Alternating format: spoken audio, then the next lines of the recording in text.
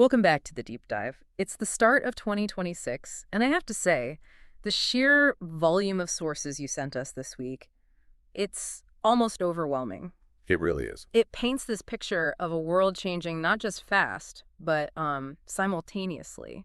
Across every pillar, it feels like finance, tech, and even our energy grid were all getting overhauled at the exact same time. That's the perfect way to frame it. Our mission today is really to cut through that noise. We're going to look at three major systemic transitions that are all overlapping right now. They're defining the new reality for everyone. Finding the new rules of the game. Exactly. The rules that are being written in real time.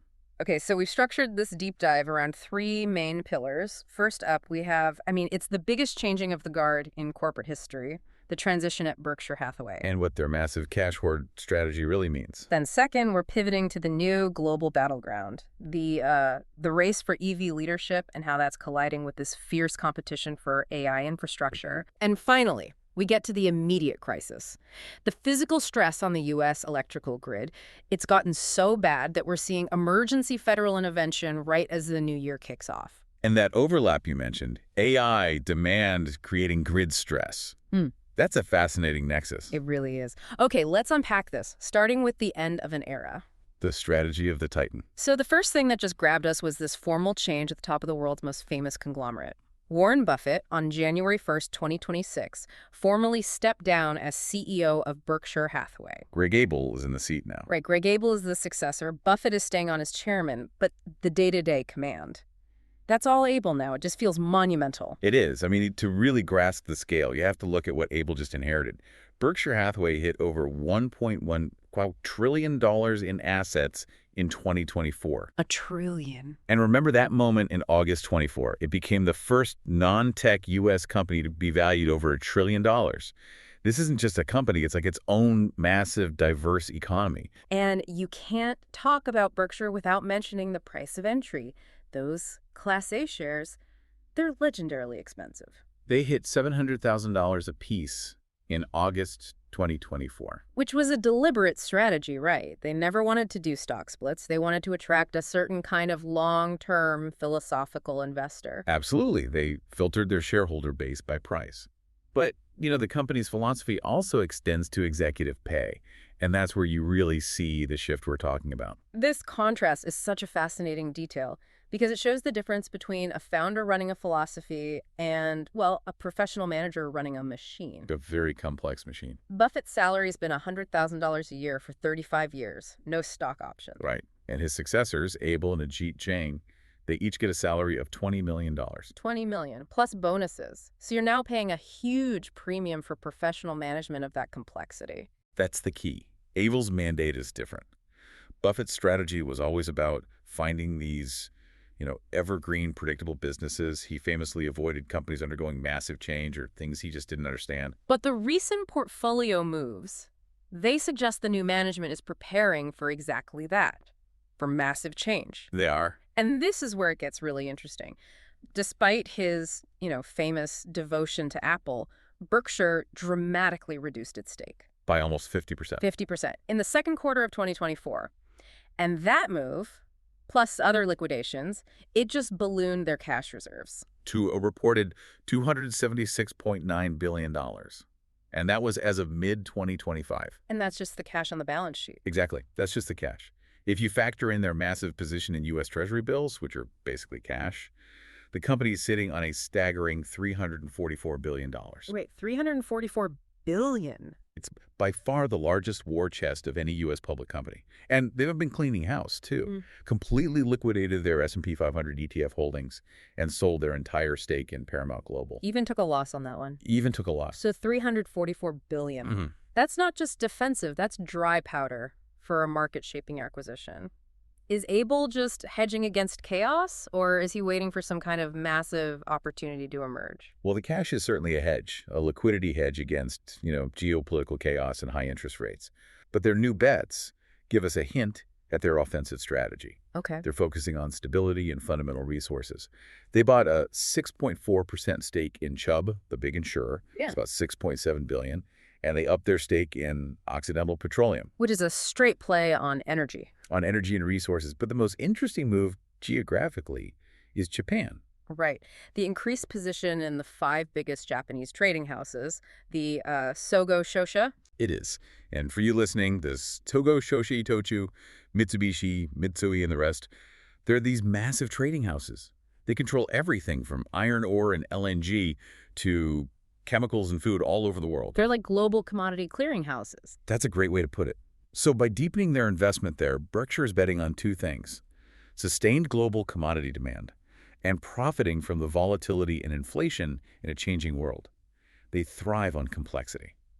So what does this all mean for you? The Oracle's departure, this massive cash pile, these new bets on insurance and resource trading, it all signals a clear preparation for uncertainty. It's a strategic retreat to a financial fortress, prioritizing stability and liquidity over, say, high-growth tech in a world they clearly see as more unstable. That uncertainty in the West, it leads us perfectly into our next stack of sources, which show the certainty of dominance shifting east, specifically in the global EV market. Yeah, the race for EV leadership is absolutely shifting gears. And the U.S. is just struggling to keep up. The sources show this clear, structural market dominance coming from China.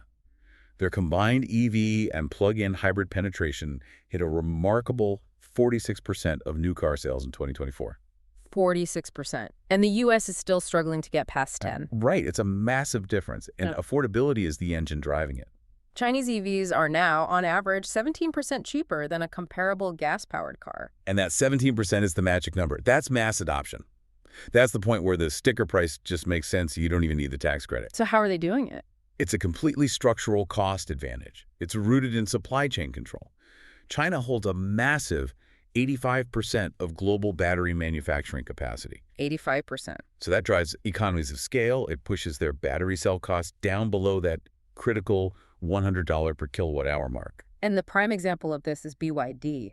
Build your dreams. They're the global leader now with 23% market share. Their vertical integration is just legendary. In 2025, they finally surpassed Tesla in annual battery EV sales. Selling about, what was it, 2.26 million units? But this whole growth story is also defined by protectionism. Because the only reason BYD isn't completely dominating the U.S. market is the tariff wall. A colossal 247.5% tariff. It effectively locks them out. It just shows that this global tech battle, it's not just about innovation anymore. It's fought with tariffs and supply chain control. And that vacuum creates an opening for other players. South Korea's Hyundai and Kia are perfectly positioned to jump in. Exactly. They can target that sub-$40,000 mass market with models like the Kia EV3 and EV4. They get to be the affordable alternative because the most affordable player is legally blocked. Speaking of supply chain and control, the new focus is clearly AI. We saw that in the IBM study on 2026 IT trends. Yes, the same executives worried about EV dominance are now focusing on what's called agentic AI. So AI systems that can observe, make their own plans, and act autonomously. Right. And what's fascinating is the link executives are making between geopolitical risk and business opportunity. 74% of them see all this volatility as a chance to get ahead. And the kicker is, those who believe agentic AI helps them make faster decisions are twice as likely to feel they can capitalize on that chaos. They think the only way to manage global volatility is with automated intelligence. You know, what's surprising is the employee perspective. It completely challenges the burnout narrative. It does. 77% of employees feel the current rate of tech change is sustainable. And even wilder, 42% would take a pay cut just to learn how to use AI better. Wow. They see it as a career necessity. A competitive advantage, not a threat. It all brings up a huge strategic point about control. 93% of executives are prioritizing what they call AI sovereignty. What does that even mean? It's about risk mitigation. It means having the ability to control your AI systems, your data, and the underlying infrastructure entirely within your own jurisdiction. Why is that suddenly the top priority? Because they're worried about sudden regulatory changes, trade restrictions on things like advanced semiconductors, and being over-reliant on cloud computing that's concentrated in, potentially hostile regions. So AI sovereignty is a direct response to the trade wars we're seeing in the EV space. Exactly. They want to avoid being locked in to a vendor or a country for their most critical assets. And we see that same regulatory push in the crypto world, too. Governments are closing the gaps. Yes, these new global tax rules, CAR-RF and DEC are a huge deal. They kick in January 1st, 2026 in the EU and the UK. And they basically mandate automatic reporting of all user account and transaction data from crypto platforms. It's closing a major loophole in international tax reporting.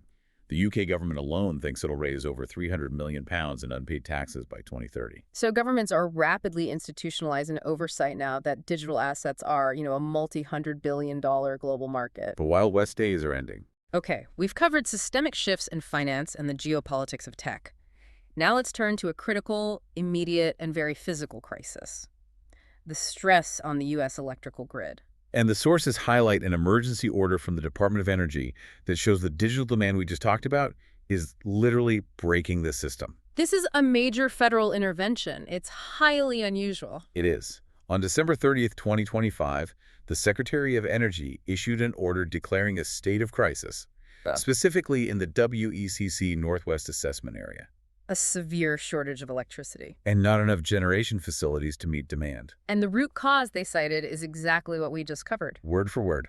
The order points to an unprecedented surge in electricity demand driven by rapid technological advancements, including the expansion of artificial intelligence data centers. This is the grid struggling to handle the AI boom in real time. Precisely. And the federal solution was, well, it was extremely controversial. Because it directly conflicts with local decarbonization goals. Yeah. Right. The DOE mandated the continued operation of the Craig Station Unit 1 coal-fired plant in Colorado. A 446-megawatt unit that was scheduled to be retired permanently. In December 2025, they were shutting it down.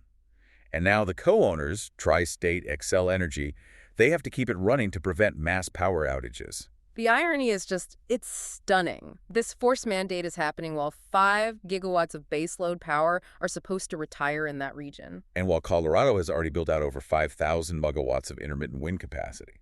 So they're literally forcing a coal plant they wanted to shut down to stay online to cover the reliability gap. A gap created by intermittent renewables and the relentless demand from AI. And this kind of political intervention, it isn't just about keeping old fossil fuels online. We're seeing the inverse reaction in renewables politics. You're talking about Ørsted, Europe's biggest offshore wind developer. They filed a huge legal challenge against the Trump administration's suspension of their $5 billion Revolution Wind project lease. And the project was almost done. Nearly 90% complete. 58 of 65 turbines were already installed in the ocean. And the administration froze the lease over unspecified national security risks. And we should note, for context, this is tied to President Trump's public opposition to wind turbines, which he's repeatedly called, I believe, ugly, costly, and inefficient. So what's consistent here is the intervention itself. The state is now acting directly to manage the consequences of a very volatile energy transition, whether that's keeping a coal plant running for AI or blocking a wind farm. It's the new normal. It is. So if we try to connect all of this to the bigger picture. We've documented these simultaneous volatile shifts. You have a corporate titan cashing up for uncertainty, you have geopolitical power shifting to Asia through EV dominance, and you have this physical grid crisis being triggered by the AI surge. And the common denominator is just massive systemic disruption, driven by technology and politics. Yeah. Which brings us to a final provocative thought for you, the listener. It's this contrast between the immense macro power we've discussed and the fragility of the micro-consumer economy. Right. Because your sources document these multi-billion-dollar deals. Berkshire's $344 billion in cash, AI driving power demand, $5 billion wind farms getting blocked. All in a world where Sprinkles Cupcakes abruptly shut down all its stores. Sprinkles. For a decade, it was the quintessential, trendy, high-end consumer business. The $5 cupcake. It survived 10 years under private equity, but ultimately closed. Industry competition, economic pressure. It was a non-essential luxury brand. It had a good run. It did. But think about that contrast. At a time when the Department of Energy is intervening to make sure the grid can support billion-dollar AI data centers, what does the failure of the $5 cupcake tell you about the resilience of non-essential consumer businesses? When these massive systemic capital shifts just dominate the whole economy. What happens to the small, local players, or even the high-end niche ones, in an environment that seems increasingly optimized only for mega corporations and global tech shifts? Is resilience only reserved for those with a $344 billion war chest? Something to chew on. Thanks for diving deep with us.